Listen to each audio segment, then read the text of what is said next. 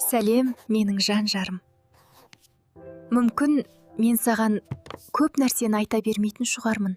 Кейде сөз жетпей қалады, кейде батылым жетпей қалады.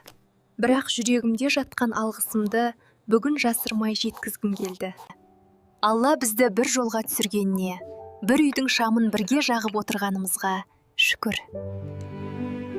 Сені әр көрген сайын ішімнен Раббым, осы адамды менің тағдырыма жазғаныңа рахмет деп қайта-қайта айтамын. Сенің еңбегіңді, шаршағаныңды сеземін.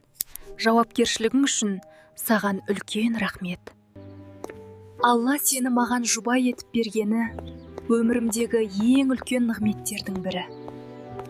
Сені сөзбен емес, жүрегіммен жақсы көремін.